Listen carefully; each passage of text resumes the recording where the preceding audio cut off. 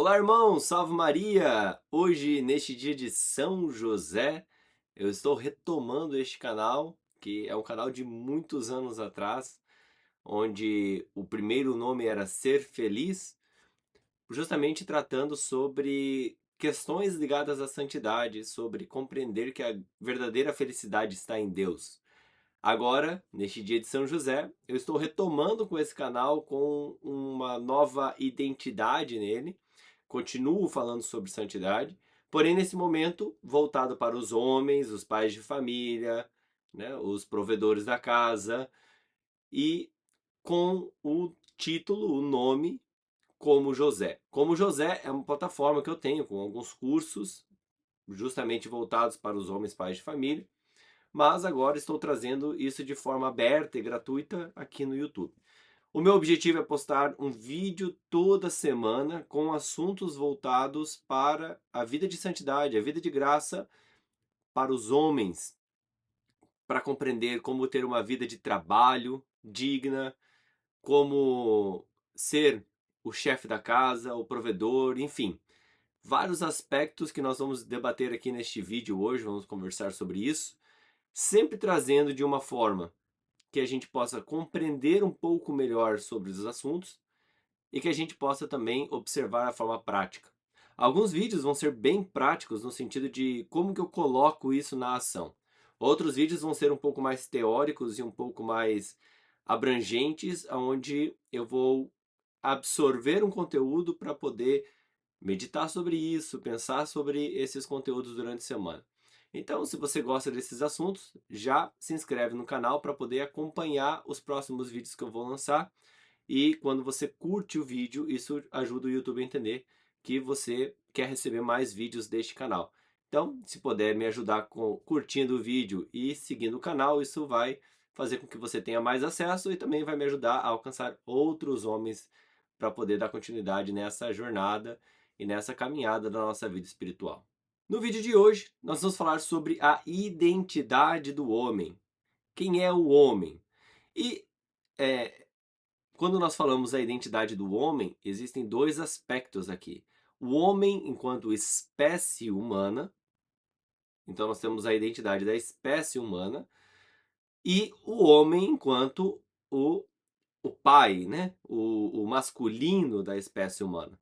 Então nós vamos focar principalmente nessa parte do masculino da espécie humana. Estamos passando por esses tempos, né? Não sei quando você está assistindo o vídeo, mas aqui em março de 2025, nós estamos passando por um tempo em que estão tendo alguns debates, algumas polêmicas a respeito dos papéis do homem e da mulher e como é importante entendermos qual é o papel do homem, qual é o papel da mulher e qual é a dignidade de cada um deles. E é isso que nós vamos falar também aqui neste vídeo, para que a gente possa compreender sempre na nossa vida. Porque essas polêmicas, essas coisas que o mundo vai propondo e vai jogando na nossa vida, sempre vão existir como sempre existiu. Agora, o que importa realmente é eu entender o que é a verdade. Este canal não é para falar sobre opiniões, sobre ideias, sobre sentimentos, mas de fato o que é a verdade. O que é aquilo que Deus nos revela e o que é aquilo que nós podemos inteligir da verdade também. Então, esse é o nosso objetivo, buscarmos a verdade. Então, a primeira coisa que a gente sabe sobre a identidade do homem está no Gênesis, capítulo 1, principalmente, né? Onde Deus está criando o mundo, vai criando todos os seres, os seres materiais, né? Os seres que não possuem vida, como as pedras, né, a água, enfim, todos os seres não viventes e também todos os seres viventes, os animais, os répteis, os vegetais e assim por diante. E também, no sexto dia, ele vai criar o homem e a mulher. E aí existem duas narrações complementares, né? A primeira narração, ela vai dizer o quê? Deus cria o homem e o homem, depois de nominar todas as criaturas, ele percebe que eu ainda me sinto só, eu ainda não tenho alguém que é como eu. Então Deus coloca ele em um sono, em um topor ali, tira uma costela e aí cria a mulher. E aí, agora essa sim é ossos dos meus ossos, é carne da minha carne, né? Então será Irra, porque veio do Ir.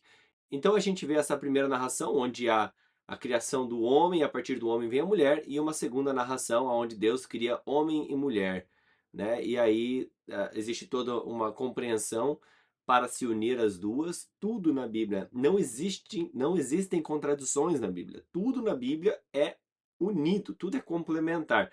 Então, existe toda a compreensão disso. Mas partimos aqui aquilo que é o foco do nosso vídeo, que é entender que o homem é criado à imagem e semelhança de Deus. E aqui, o homem enquanto espécie humana, né? Homem e mulher são criados à imagem e semelhança de Deus. O que isso significa? Significa que o que é uma imagem? Aonde você vê a sua imagem? Por exemplo, agora você está vendo a minha imagem. Quer dizer que eu estou na sua frente? Não exatamente, né? Vamos evitar assim alguns detalhes filosóficos, mas não exatamente. Você está vendo uma imagem minha que está sendo reproduzida no seu dispositivo, no seu computador, no seu celular, enfim. A imagem pode ser refletida num espelho, a imagem pode ser refletida no rio, né, na água, enfim. Então, o que é uma imagem? Uma imagem é um reflexo daquele ser original. Então, o homem e a mulher são chamados a serem reflexos de Deus. Por quê? Porque são criados à sua imagem e semelhança. Então, devemos refletir Deus e sermos semelhantes a Deus. E esse é o chamado à santidade, a vocação universal à santidade, que a igreja sempre ensinou, e no Concílio Vaticano II foi assim mais ressaltado, né? A vocação universal à santidade. Todos são chamados à santidade. Existia algumas confusões de que apenas os religiosos poderiam ser chamados à santidade e os leigos não poderiam. E aí por isso que o Concílio Vaticano II vem trazer de forma mais explícita, ó, calma aí, é sim de fato um chamado universal, todos são chamados à santidade. E a Gaudium et Spes traz para nós uma constituição do homem, que eu vou ler agora para você. É um trecho bem curto, um parágrafozinho bem curto, mas que nos traz muitas informações importantes sobre a constituição do homem. O homem, ser uno, composto de corpo e alma, sintetiza em si mesmo, pela sua natureza corporal, os elementos do mundo material, os quais, por meio dele, atingem sua máxima elevação e louvam livremente o Criador. Pronto. Aqui nós temos muitas palavras. Esse único parágrafo da Gaudium et Spes traz muita informação e muita reflexão e meditação que nós vamos conversar nos vídeos que se vêm pela frente. Mas neste momento, né, podemos focar em algumas pequenas partes assim, de forma um pouco mais ligeiramente, né? Por exemplo, os elementos do mundo material, através do homem, por meio dele, atingem a sua máxima elevação. Isso conecta com Gênesis 1, quando Deus diz que o homem deve guardar a criação e cultivar a criação. Ou seja, o homem deve fazer com que a criação atinja a sua máxima elevação.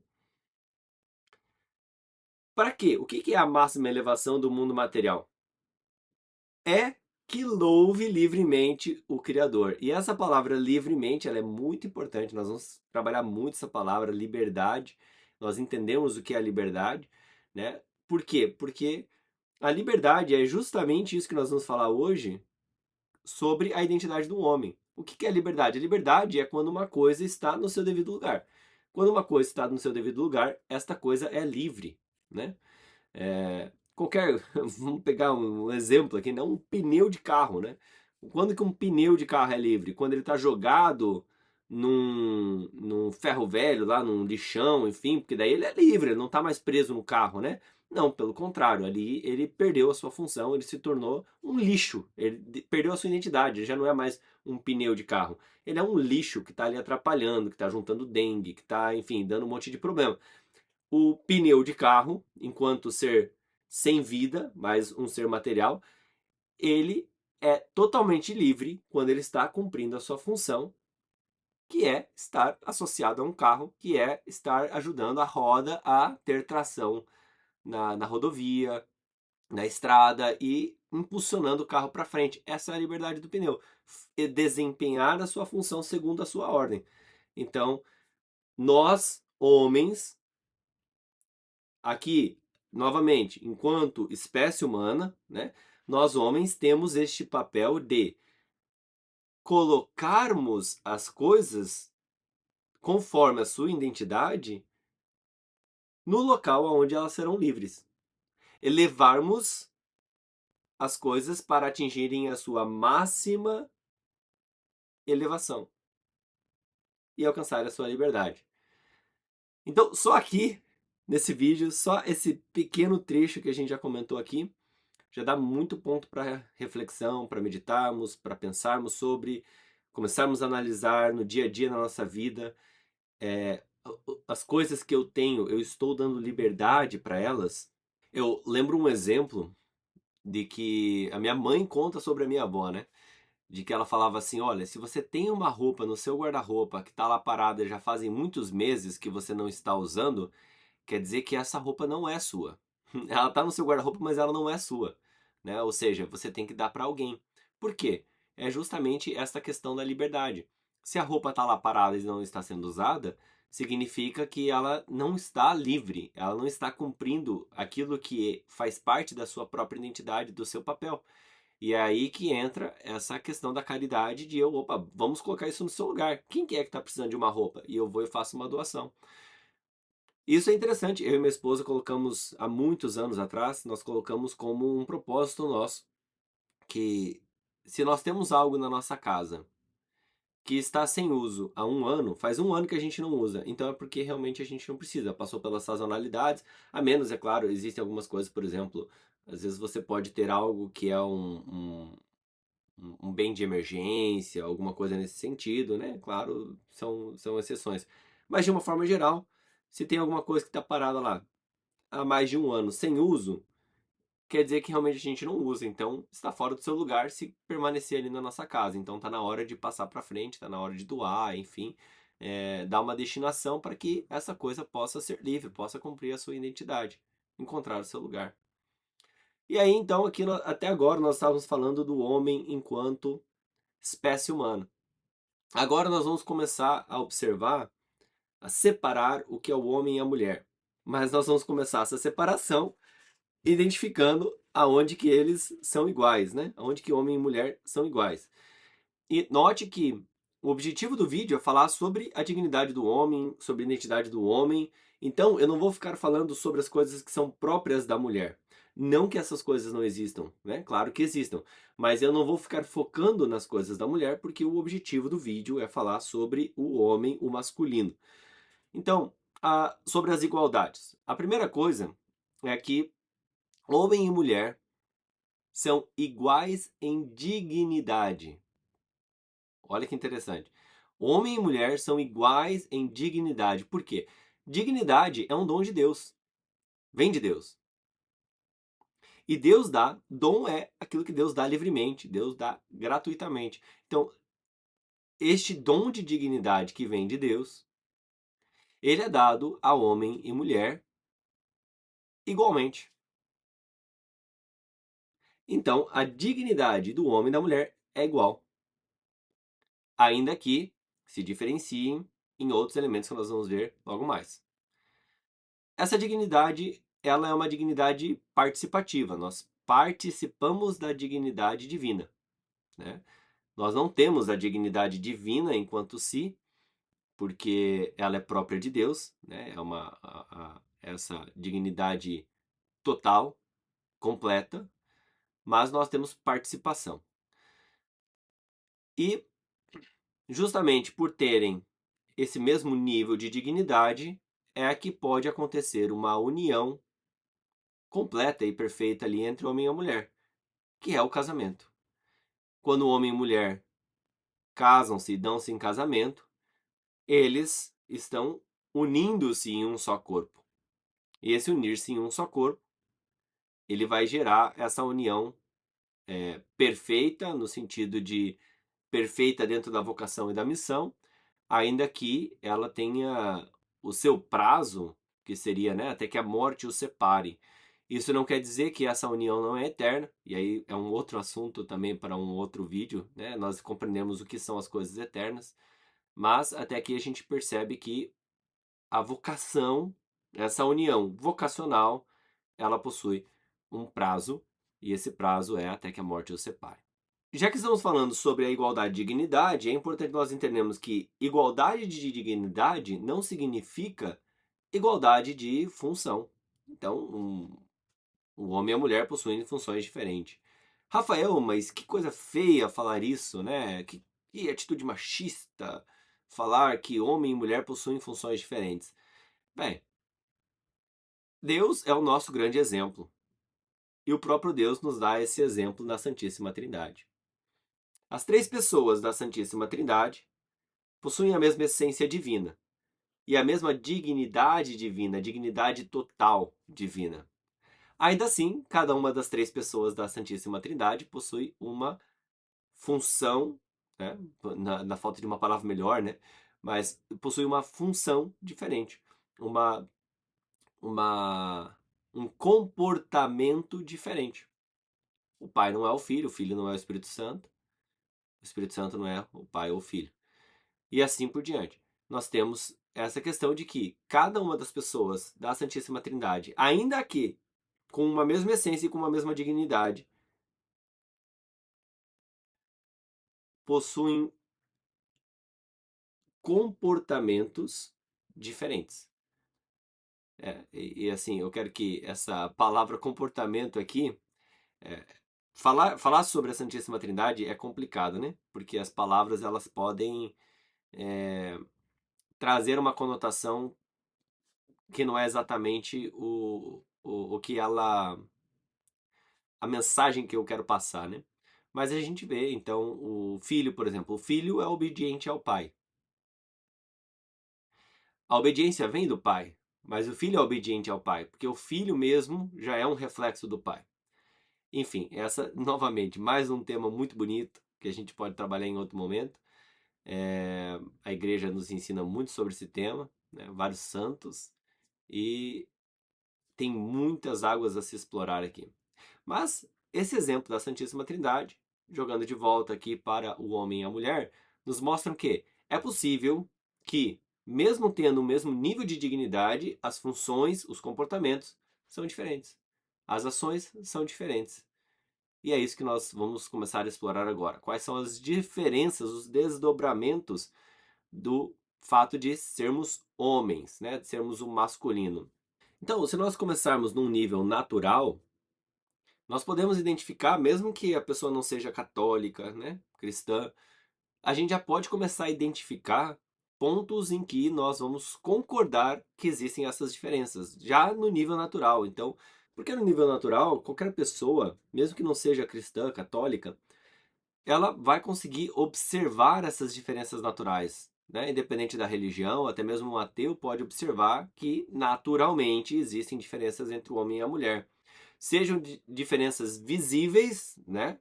De forma geral, quando nós vemos uma pessoa, nós sabemos se é um homem ou se é uma mulher, quando o bebezinho nasce, né? A gente consegue ver se é um menino ou se é uma menina.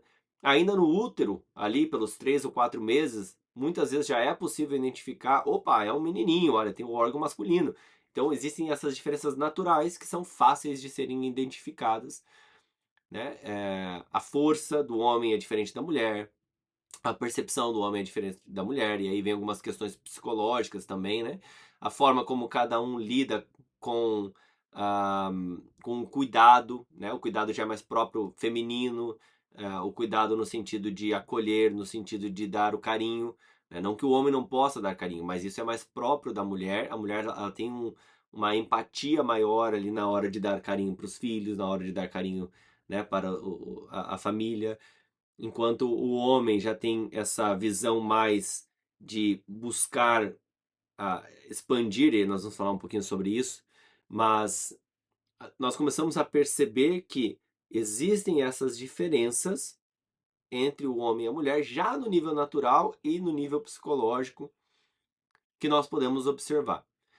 Então, quando a gente vai começando a observar também sobre as questões das funções, os papéis, né, a identidade dos papéis que o homem desempenha, o homem ele é muito mais exterior, no sentido que ele vai buscar para além do lar, o homem vai para o mundo, enquanto a mulher é mais interior, no sentido de que ela está mais voltada para próxima de si, né? Aí vem aquele exemplo, né? Os evolucionistas vão dizer, né? Na caverna lá, a mulher lá tá lá fechada na caverna, cuidando da caverna, ali da hortinha na frente da caverna, enquanto o homem vai caçar, vai fazer tal, tal, tal, tal, né? Então, ah, nós observamos essa diferença de expandir e contrair, né? De ir para além, ir lá fora buscar ou ficar aqui dentro, cuidar aqui de dentro. Né? E automaticamente nós percebemos como são papéis complementares. E aí, dentro dessa questão de ser papéis complementares, nós vemos lá no Gênesis já a explicação de que a liderança cabe ao homem. Mas que liderança, né? A palavra liderança, ela pode ser um pouco desafiadora. O que essa liderança significa? Né? Esse papel de dar a direção. E aí vem os três aspectos muito importantes do homem que a igreja ensina, que vai ser ele é o sacerdote do lar, ele é o protetor e ele é o provedor. Isso que a liderança significa. E é por isso que São Paulo, depois que ele diz mulheres sejam submissas aos seus maridos, ele diz: homens, amem suas esposas, como Cristo amou a sua igreja e deu a vida por ela. Então, para uma mulher amar um homem que faz por ela o que Cristo fez pela sua igreja, é uma história completamente diferente. Como eu disse, nós não vamos ficar entrando aqui no lado da mulher, nós vamos focar no lado do homem. Mas entendo, se você espera que a sua mulher tenha uma atitude feminina, uma atitude, como Paulo diz, mulheres sejam submissas aos seus maridos, é necessário que primeiro você tenha essa atitude heróica de ser como Cristo para a sua esposa. E aí vamos falar sobre esses três pontos tão importantes, né? Vamos começar pelo provedor, né? O homem é o provedor.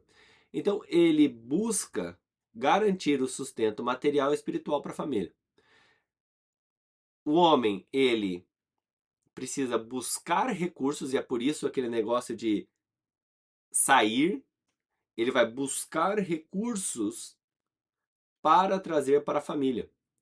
É por isso que, historicamente, o homem é quem trabalha. Ah, Rafael, não pode a mulher trabalhar? Claro que a mulher pode trabalhar, né? De forma especial em alguns momentos específicos, por exemplo, antes de ter as crianças ou depois que as crianças já saíram do lar, né? Existem alguns momentos mais específicos em que é mais próprio da mulher também poder ajudar um pouco essa parte do trabalho, mas também não tem problema nenhum, se em nenhum momento dentro de um casamento a mulher trabalhar, em todo momento ela, assim, trabalhar quando eu digo, é trabalhar fora, né? Mas que ela sempre esteja cuidando dos afazeres da família, dos afazeres do lar. Seja como for, essa responsabilidade histórica, natural e revelada cabe ao homem. Essa responsabilidade de buscar os recursos. Veja, antigamente, um homem trabalhando conseguia prover para sua família. Hoje, você tem que colocar o homem e a mulher e eles ainda lutam financeiramente e não conseguem sustentar a casa. Por quê? Ora, quando a mulher começou a trabalhar, isso não era para, né, agregar mais, trazer mais valor para dentro da casa, mas acabou que aconteceu o contrário. Antes, quando só o homem trabalhava, conseguia sustentar a família inteira. Hoje, os dois trabalhando não conseguem sustentar nada. Né? Aí vai entrar toda uma outra polêmica, né? Que será que não existem interesses por trás disso? Será que não existem corporações que vão trabalhando o mercado financeiro para que aconteça dessa forma? para que surja essa necessidade de que ambos trabalhem, para que ninguém fique em casa? Porque ficar em casa é proteger as crianças, né? Enquanto o homem está fazendo esse trabalho do provedor, que vai buscar, que vai gerar, que vai para o mundo, que vem, vai coletar, né, os recursos para trazer de volta para casa. Alguém tem que estar em casa, cuidando da prole, cuidando da família, cuidando do lar. Uma casa vazia é um convite para o ladrão chegar e roubar. Então a casa ela não deve ficar vazia. E por casa nós estamos falando da família, com certeza. Então, provedor. A próxima é o protetor. Então, quando o homem ele é protetor, é indispensável que ele receba essa autoridade de que a esposa e os filhos, e todos aqueles, às vezes também os pais idosos, né, a quem estão sendo cuidados pela família, enfim, todos aqueles da casa, da família, tenham essa visão e esse entendimento de que o homem, ele é o protetor e ele tem esse papel de liderança.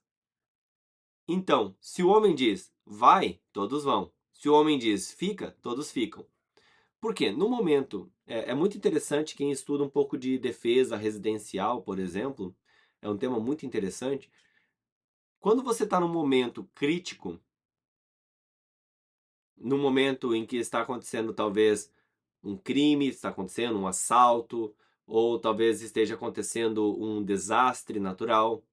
Quando se está no momento crítico, você precisa entender quem está liderando a situação e, por mais que você não compreenda os motivos pelo qual o líder está dando determinadas ordens, você saber cumpri-las para o bom desfecho, né, daquele momento. Então, quando o líder diz fica, eu não entendi porque o líder disse fica, mas eu preciso confiar, se ele está na liderança, se ele naquele momento está conduzindo a situação, existe um momento, existe um motivo pelo qual veio esse comando fica. Então eu preciso entender que, opa, então vou ficar, vou parar. Para que a proteção possa acontecer, é necessário se obedecer a isso. Eu vejo, por exemplo, na educação dos filhos. Quando ou eu ou minha esposa dizemos, né? Não veja isso. As crianças não entendem. Por que não ver? Mas elas obedecem, porque elas entendem que existe um papel de liderança, existe uma hierarquia, existe uma ordem. Então, a mãe, ela vai dar as ordens, e acima da mãe, o pai. Então, quando essas ordens vêm, quando essas regras chegam, as crianças precisam parar e obedecer aquilo que está sendo falado. Se elas não obedecem, quebra alguma coisa, estraga alguma coisa, talvez a alma delas, a pureza delas pode ser comprometida. Porque aqui vem também que o protetor, o homem enquanto protetor, não é apenas um protetor material, físico, no sentido de, vou colocar proteções na casa, né, para que não entrem ladrões, eu vou fazer um fundo de emergência para que eu possa pagar determinadas despesas que possam acontecer, imprevistos, mas é também um protetor da fé e dos valores. E aqui, homens, meus irmãos, nós precisamos ter essa clareza de que o homem, enquanto protetor das almas da casa, ele possui uma responsabilidade enorme. Veja bem, um lar em que a esposa frequenta a igreja, busca uma vida de santidade, alguns filhos seguem. Agora, um lar onde o pai tem uma vida de busca de santidade, praticamente a família toda, geralmente a família toda, né? Mas às vezes pode acontecer exceções, mas a família toda vai seguir, vai ter uma vida em busca de santidade. Então, existe uma responsabilidade. A quem muito é dado, muito é cobrado.